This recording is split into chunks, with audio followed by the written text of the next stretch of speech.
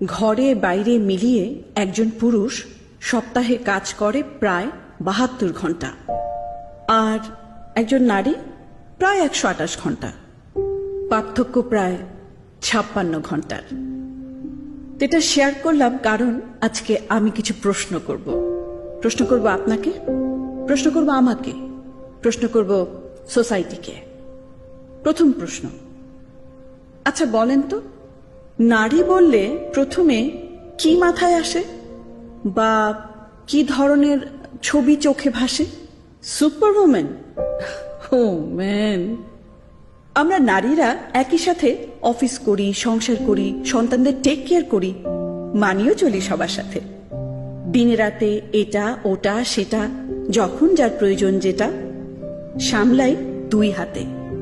Social media, TV খুললেই দেখা যায় আমরা স্ট্রং, রেজিলিয়েন্ট, আনব্রেকেবল। ছোট বড় যে কোনো দায়িত্ব আমাদের কাছে জাস্ট একটা সিম্পল টাস্ক কেবল। সংসার সুখের হয় রমণীর গুণে, নারী আনে শান্তি। পুরুষের তুলনায় প্রায় দ্বিগুণ কাজ করেও শরীরে আসে না ক্লান্তি। আসবে কেন? আমরা তো সুপার উইমেন।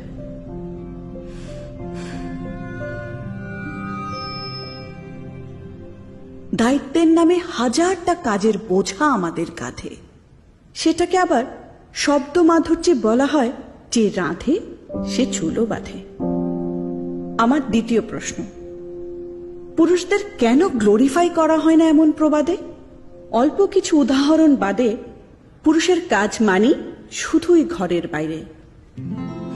ভাইরে, ঘরে যে কত কাজ থাকে সেটা তো পান না টেরো। আর ছুটির দিনে একটু এক্সট্রা ঘুমের ইচ্ছা হয় আমাদেরও। আমার তৃতীয় প্রশ্ন, ক্যারিয়ার, ফ্যামিলি, রেসপন্সিবিলিটি, সাথে আবার পারফেকশন, সব মিললে তবেই আদর্শ নারী।